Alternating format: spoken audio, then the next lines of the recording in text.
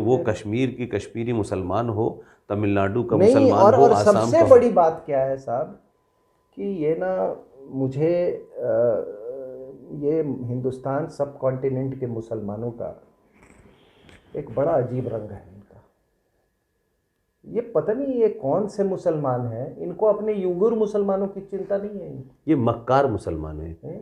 ये कोई से मुसलमान ये नहीं, ये यूगुर मुनाफिक मुसलमानों मुसलमान। की इनकी चिंता नहीं। मैं तो काफ़ी डिबेट्स में गया हूँ, जी जी जी जी। उसकी चिंता नहीं है। उनका दाढ़ी काट लें, बुर्का काट दें, कुछ भी काट दें, उनका हलाल नहीं सर, मोहब्बत कर उसमें लें। चिंता की नहीं है, इसमें एक एलिमेंट है, जिसका जूता मजबूत होता है उससे ये ठीक रहते हैं। इनको इनको नफरत है, इनको नफरत है हिंदू हिंदू संस्कृति से। और एक बात मैं आपको और आज कह देता हूं कि अगर आप हिंदुस्तान में रहने वाले जो सनातन की संस्कृति को नहीं जानते हैं, वो अपने मजहब को भी नहीं समझ सकते। आप गुरुओं की वाणी तब तक नहीं समझ सकते हैं जब तक आपको हिंदुस्तान की संस्कृति नहीं मालूम हो। अगर हिंदुस्तान की संस्कृति में आप लिप्त नहीं हैं तो आपको, एक मुसलमान को यह भी नहीं मालूम होगा कि उसका कौन सा बाप या परदादा था जो कि मुसलमान मजहब को उसने और किस को एक्सेप्ट किया और किस हालात में एक्सेप्ट किया। वो भागता रहेगा। और वो इतिहास, कहते हैं ना इतिहास नहीं पढ़, इतिहास जरूर पढ़ना चाहिए क्योंकि इतिहास पीछा करते रहती है। पीछा कर देती है। इतिहास आपका पीछा नहीं छोड़ती। भविष्य तो आप जानते ही नहीं है ना। भविष्य तो आप कंजक्चर कर सकते हैं, कंजक्शन कर सकते हैं। इतिहास आपको नहीं छोड़ती है। इसीलिए ये बावले की तरह, ये बावले की तरह घूम रहे हैं। इसीलिए अगर आप अगर अपनी मिट्टी को नहीं जानते, अपनी संस्कृति को नहीं जानते, सनातन संस्कृति को नहीं जानते, तो आप अपने मजहब को भी नहीं समझ सकते। इसमें ये कहें कि ये जानते तो हैं, लेकिन नफरत के आलम में ये इतने ऊपर चले गए हैं कि उस सच्चाई को एक्सेप्ट नहीं करना चाहते। ये भी एक, ऐसा नहीं है क्या कहते हैं कि ये इतने भोले हैं, इनको पता नहीं है कि फ़ारूक अब्दुल्ला का बाप दादा परदादा 1722 में बदा, फिर वो वहाँ आपके मोहम्मद इकबाल सप्रू के ख़ानदान, पता है।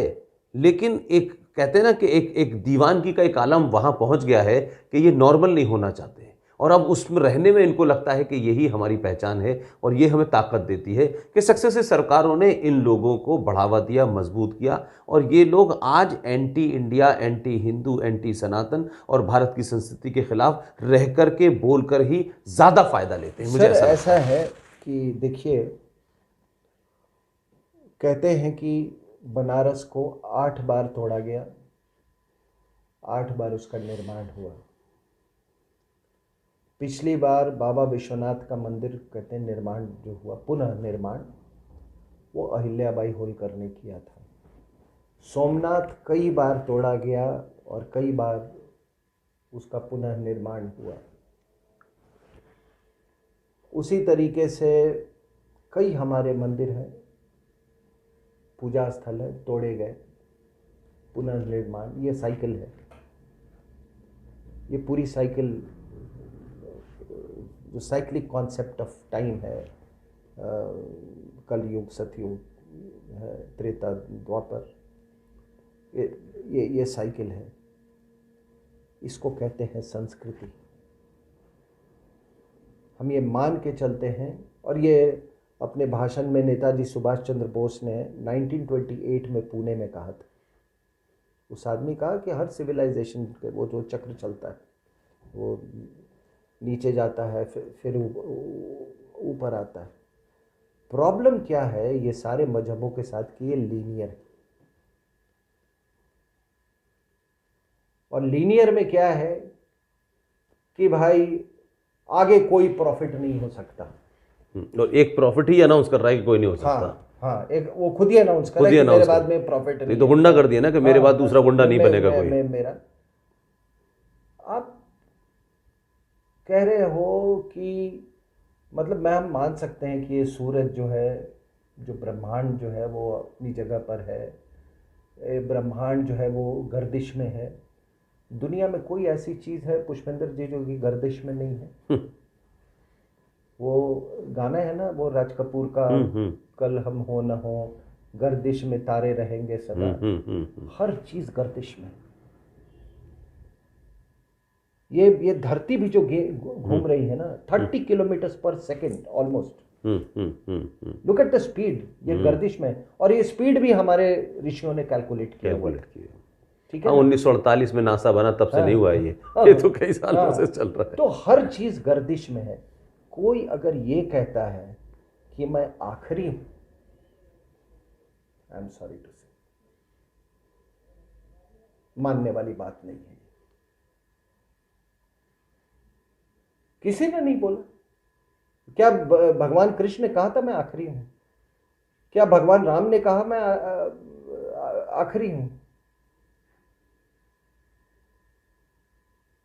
क्योंकि हम इस साइक्लिक नेचर को हम, आप अपने जीवन में ले लीजिए, जीवन का ही ये भी एक सिक्लिकल है। ये दुख आता है, सुख आता है, आप ये तो ये कहना, तो इनका प्रॉब्लम यही है कि एक बियॉन्ड ए सर्टेन लेवल इतिहास में जाते नहीं है।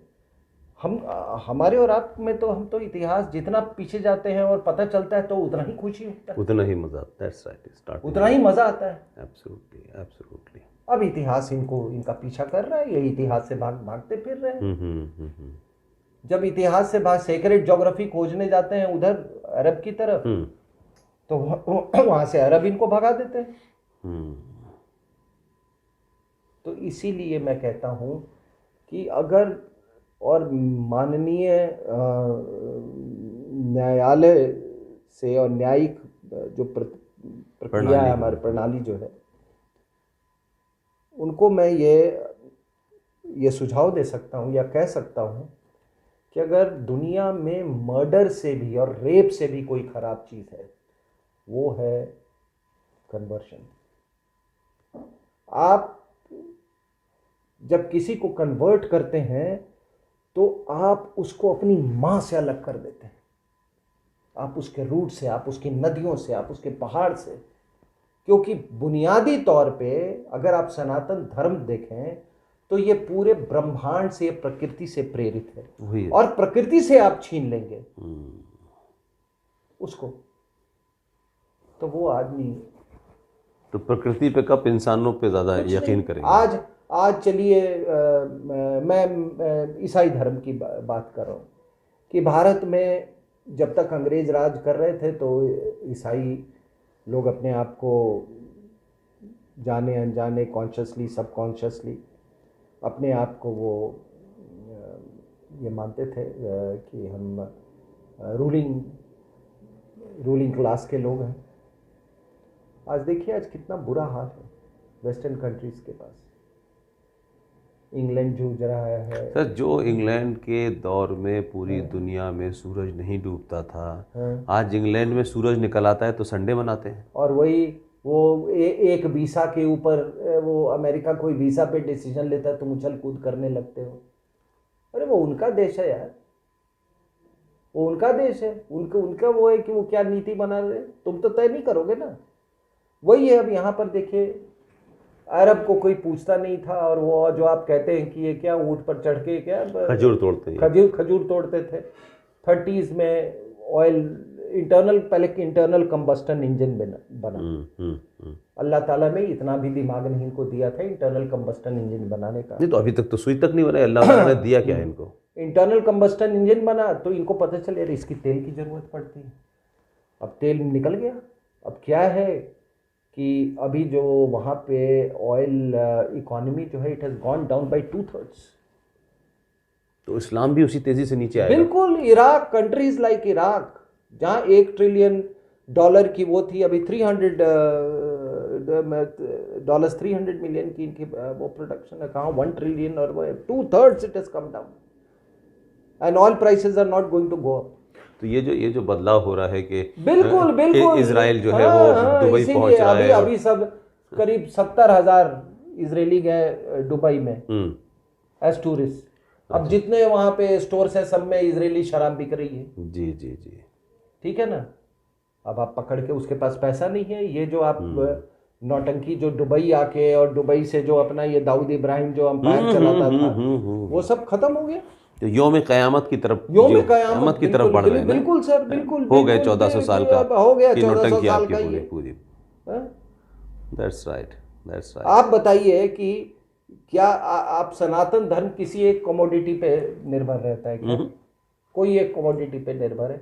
हमारा पूरा अस्तित्व नेचर पे है, हमारे प्रकृति में। हमको कुछ से कुछ शिकायत ही नहीं है। अरे सब छोड़ छाड़ के लोग, वही मैं हमेशा बात करता हूँ कि ये कहता हूँ कि उदाहरण देता हूँ कि शंकर भगवान, यही राजा दक्ष, ये हिमालय जो सती के पिता थे, वो सती ने उनको, ये उनकी माता ने कहा, मैना ने, कि भाई जाके देखो तुम्हारी बेटी ने तो एक अल्लड़ आदमी से शादी कर ली है, वो पागल सा घूमता रहता है, जाओ बेटी को कुछ दे आओ, उसको देखो सुखी रहे। तो वो ढेर सारे सामग्री वो लेके, हीरे जवाहरात ये वो करके लेके गए। वहाँ गए, जब बनारस में आए तो देखा यहाँ तो हर मंदिर में सोना चमक रहा है। यहाँ तो सड़कों पे हीरे जवाहरात, मतलब हीरे मोती इस तरह से पड़े हुए हैं जैसे मानो कि जैसे इससे ज़्यादा वैभवशाली और समृद्ध तो कोई इस संसार में कोई जगह ही नहीं। इवन विजयनगर की जो एम्पायर, जो पूरा किताब जो वुंडेड सिविलाइजेशन में बीएस नायपॉल ने लिखा है, तो उन्होंने कहा कि वो बड़े शर्मिंदा हुए, कहते अरे मेरा दामाद तो ये देखो यार, मैं कहाँ, अब मैं क्या इसको क्या दूं ले जाके, ये तो सूरज के सामने दिया दिखाने के समान है। तब लोगों ने कहा ठीक है, वापस तो नहीं ले जाओगे ना, दामाद के लिए लाए हो तो सुरेश्वर का मंदिर बना देना। तो वही शंकर वो हीरे मोती वाली बनारस के महाराज हैं, रूलर हैं, और वही शमशान घाट के भी महाराज, वो भभूत वाले शंकर, हाँ, वो जटा वाले शंकर, वो डमरू वाले शंकर, और एक ये शंकर। और ये देखिए ये कितना, मतलब ये मैंने बीएचयू में भी ये बात कही थी कि ये कॉन्ट्रास्ट देखिए, आपको बताया जा रहा है कि भैया ये जो मेटेरियलिस्टिक वर्ल्ड है और जो ये भभूत, जो ये शमशान वाले जो दुनिया है, ये दोनों इसी जिंदगी का रियलिटी है।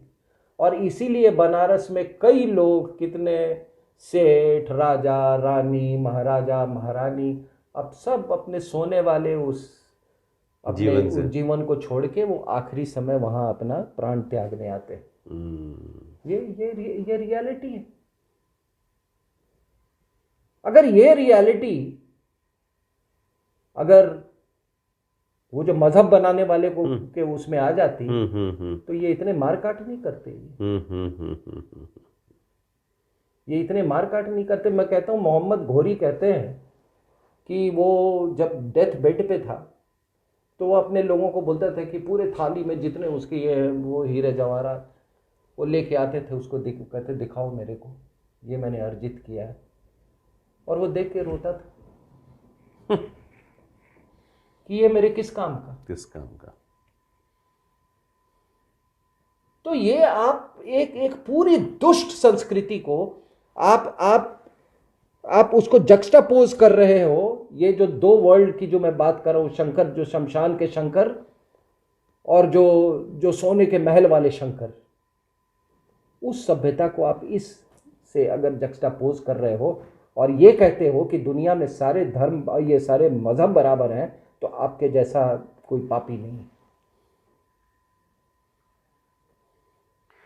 सिंह साहब, हम लोगों ने बात अपनी आसाम से शुरू की थी, एक आसाम का आखिरी एक्सपीरियंस, क्योंकि आप मुझसे पहले कामाख्या मंदिर 2 बार गए, लेकिन मैं तो आप जानते हैं मेरी क्या बैकग्राउंड है। तो मैंने एक चीज़ वहाँ महसूस की, और वो ये कि कामाख्या मंदिर के जो पंडित जी थे जो पूजा करा रहे थे, वो जो मंत्रों का उच्चारण कर रहे थे, उन मंत्रों के उच्चारण में न आसाम का कोई डायलेक्ट दिखाई देता था। उच्चारण जो उनका है, जो प्रोनंसिएशन उनका है, जो तलफ़ुज़ उनका है, वही उज्जैन के महाकाल का है। तो यहाँ से चल के आसाम चले जाएं मंत्र, तो मंत्रों के उच्चारण में कहीं कोई ज़रा सा भी ध्वनि का भी फर्क नहीं है। तो यानी आप ये कह सकते हैं कि जितनी भी माँ कामाख्या से लेकर के जितने जहाँ जहाँ भी मंदिर बने हमारे, वहाँ मंत्रों के उच्चारण में, उनके उनके उनकी ध्वनि में एकदम साइंटिफिक है, एकदम साइंटिफिक है। ये मुझे पहली बार ऐसा लगा कि मैं तो उज्जैन भी कई बार गया हूँ, अभी 2-3 दिन बाद फिर मैं जा रहा हूँ, और मैं ओमकारेश्वर भी गया, मैं नासिक भी गया, लेकिन मुझे लगा लोगों में बातचीत करने में, डायलेक्ट में बातचीत में फ़र्क होता है, थोड़ा सा किसी चीज़ को हा को शाह बोलेंगे, लेकिन मंत्रों का उच्चारण में वही लोग, एकदम वही शुद्धि है। ये एक अजीब मैंने बात महसूस की, पता नहीं आपने इसको देखा नहीं, है? ये आपने, मैं आपको बता दूं कि उज्जैन भी एक बहुत बड़ा शक्तिपीठ है। नहीं, मैंने वही कहा मैंने कहा कि उज्जैन भी जी एक जी, बहुत बड़ा देवी के बिल्कुल कुछ हिस्सा बिल्कुल, वहाँ भी गिरा था, ठीक है ना। तो वो भी एक शक्तिपीठ है, और आप जितने शक्तिपीठ आप वहाँ जाएं, आप एक ही तरह के उच्चारण एक ही तरह वो के, एक ही तरह के नॉट उच्चारण इवन एक ही तरह पाएंगे। का उच्चारण, इवन इवन जो हम और नॉर्थ इंडिया में लोटा तांबे का होता है, वो वहां भी था। और सर, मैं आपको एक बात बता दूं कि अब ये पता नहीं क्या कल्चर चल गया है कि फलाना किताब, so and so book, so and so page number, so and so para, ठीक है ना। आप कोई चीज़ जैसे आप कोट करते तो ऑथेंटिसिटी के लिए या अपनी विद्वता दिखाने के लिए आप ये करते हैं, ये सारी चीज़ें हैं। ये बहुत फूहड़ किस्म का स्कॉलरशिप है एक्चुअली, आप मानिए। अगर भारतीय संस्कृति अगर सरवाइव किया है इतने सालों तक, it is because we had oral traditions. और ओरल ट्रेडिशंस में क्या है सर कि साउंड एक एनर्जी, और आपको मालूम है कि energy can neither be created nor it be destroyed. तो ओरल ट्रेडिशन में एक साउंड का साइंस है, साउंड की इंजीनियरिंग है, समझे कि नहीं। और यही मंत्रों का उपयोग है। मैं कहा ये किताब उताब, ये ग्रंथ वंथ जो है ना, ये बहुत फूहड़ किस्म का ये चीज। आज क्या हुआ, रोमिला थापर तो बहुत बड़ी, वो क्या उन्होंने कई इतिहास के ग्रंथ लिख दिए, आज लोग उस पे थूक रहे हैं। कई ऐसे मार्क्सिस्ट लोग हैं कि कलम कलम कलम से तो आप कुछ भी करवा सकते हो। सॉरी टू से, कलम कलम से तो कई लोगों ने प्रोस्टिट्यूशन, मतलब वो इंटेलेक्चुअल प्रोस्टिट्यूशन भी किया है। लेकिन जो साइंस ऑफ साउंड है और साइंस ऑफ इंजीनियरिंग है, ये साउंड का इंजीनियरिंग है, उसका एक अपना महत्व है। आज मैं बोल रहा हूँ, मेरी आवाज़ का कुछ टेनर है, पिच है, कुछ अपना ये, उसमें कुछ इमोटिव कंटेंट है, उसमें कुछ कंसर्न है। बात करने आपका एक तरीका है, सभी लोगों का एक तरीका है।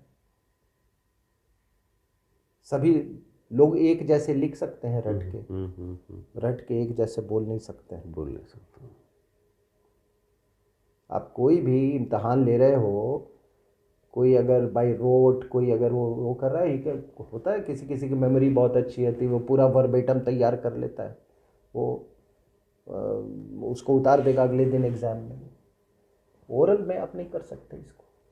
आप एक गाना ले लो, 5 आदमी 5 तरीके से उसको गाएंगे, 5 आवाज़ में गाएंगे, पांचों का जो आपके बॉडी पे इफेक्ट होगा, वो आपके बॉडी के केमिस्ट्री पे उसका अलग अलग इफेक्ट होगा। सो इसलिए ये जो किताबों का ये, वो कुछ अंग्रेजी स्कॉलर यहाँ पर आए थे और आके बोले थे कि देखो यहाँ की ना, ब्रिटेन की एक लाइब्रेरी जो है, वो कहते हैं एक छोटी सी लाइब्रेरी इंडिया की पूरी लाइब्रेरी के बराबर। ये उनका ये कहना। उन बेवकूफ़ों को मालूम ही नहीं था कि तुम्हारी जो स्कॉलरशिप है वो बहुत ही फूहड़ किस्म की है। ये लिखित विखित चीज़ें तो ये लैंड रिकॉर्ड से मुंशीगिरी के लिए ठीक है। When you want to document a thing ना, तब ये मुंशीगिरी ठीक है। वरना ये आपकी जितनी पद्धति है, संगीत की पद्धति है, सारा ओरल ट्रेडिशन से आया है।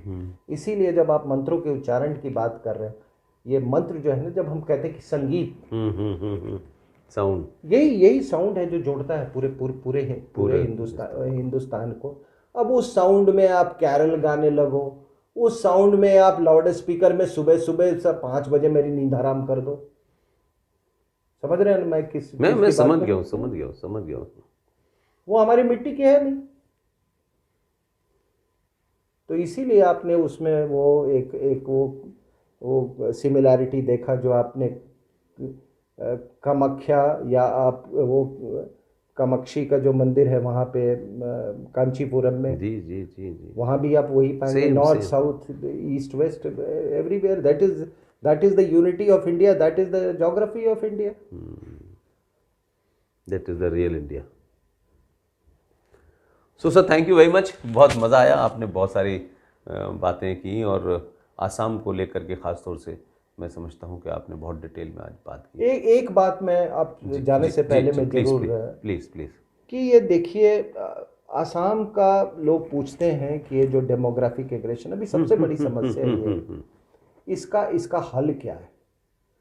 तो देखिए, हल क्या है कि कोई 5 स्टेट्स इम्पैक्ट करती हैं। ये अगर आप देखें तो 4100 किलोमीटर का बॉर्डर है, ठीक है ना, बांग्लादेश के साथ 4100 kilometres approximately. West Bengal, Assam, Meghalaya, Mizoram, Tripura, these are the states. कोई 2000 से ऊपर किलोमीटर वेस्ट बंगाल का है, कोई 263 किलोमीटर्स असम का है, बट येट असम में सबसे ज़्यादा ये प्रॉब्लम है। अब ये पांचों जो स्टेट्स जो हैं, जो रिंग करती हैं बांग्लादेश को, जब तक इनकी आपस में कड़ियाँ मजबूत नहीं होंगी, ये कभी भी ये प्रॉब्लम सॉल्व नहीं होगा। मान लीजिए कि एक जगह ज्योति बासु जैसी सरकार है और आसाम में एक नेशनलिस्ट सरकार है, तो सारा फ्लो इधर से आने लगेगा। अगर मान लीजिए त्रिपुरा में है वामपंथी सरकार है और एक जगह कोई नेशनलिस्ट सरकार है मिजोरम में, तो भी फ्लो नहीं बंद होगा। तो इसलिए ज़रूरी है कि आज जो मैं आपसे बातचीत कर रहा हूँ और जो लोग मुझे सुन रहे हैं, कि जब तक ये कड़ियाँ आपस में मजबूत नहीं होंगी, जब तक ये पांचों कड़ियों में नेशनलिस्ट सरकारें नहीं होंगी, तब तक ये प्रॉब्लम नहीं सॉल्व हो सकता है। और केवल महज बीएसएफ को बॉर्डर पे लगाने से नहीं होता। That's right. ठीक है ना। इलीगल माइग्रेशन वहाँ की सरकार और वहाँ के लोगों के ऊपर में निर्भर करता है। इसलिए पांचों कड़ियाँ मजबूत होनी चाहिए। थैंक गॉड त्रिपुरा में है, असम में है। मैंने आप शुरुआत हो गई है त्रिपुरा जैसी जगह में, पांचों में होनी चाहिए, पांचों में होनी चाहिए। Let's see what happens going to in Bengal. जो माहौल वहाँ है, तो जो बात आप कह रहे हैं, तो 2000 किलोमीटर, तो वो अगर बंगाल में अगर सरकार आपसे अब आप मैं पांचों कड़ियों को, ये इतना वीक कड़ी है कि अभी की जो मुख्यमंत्री हैं, ये सबको मालूम है कि जब शेख हसीना ने, जब ये जमायतीन मुजाहिदीन बांग्लादेश में क्रैक हुआ, सारे के सारे इनके पास आ गए, सारे पास इनके पास आ गए। बताइए। तो इसलिए ये पांचों कड़ियों का मजबूत होना बहुत जरूरी है, और मजबूत तभी हो सकता है जब वो सरकारें, वो नेशनलिस्ट, एंटी इंडिया सरकारें ना हो वहाँ, दैट इज एंटी नेशनल सरकारें ना हो। तो ये महज चुनाव और ये गवर्नेंस का मामला नहीं है। आप सुरक्षित होंगे तभी गवर्नेंस तो बाद में आता है। That's right. How can there be governance without security? और इसीलिए फिर इसी को आप ये कीजिए कि भाई ये तभी तो हमने ये CAA बनाया। अब माइनॉरिटीज का आप उधर हाल देख रहे हैं पाकिस्तान में। अब माइनॉरिटीज का आप तो कहते हैं ना भाई कि अपने कश्मीर में क्या कश्मीरी हिंदुओं ने गाली दी थी? मोहम्मद साहब को गाली दी थी। किसको गाली दी थी उन्होंने, जो आपने ये वो किया? तो हमने तो इनका रूप और स्वरूप सब देख लिया, हर तरीके का रूप देख लिया, इसलिए ये बेवकूफ़ नहीं बना सकते हमको। कश्मीर में भी देखा, असम में भी देखा, अलीगढ़ में भी देखा, आजमगढ़ में भी देखा, सब जगह एजेंडा सब जगह एक है। So sir, thank you very much, मज़ा आया, बहुत बहुत शुक्रिया। Thank you sir, thank you.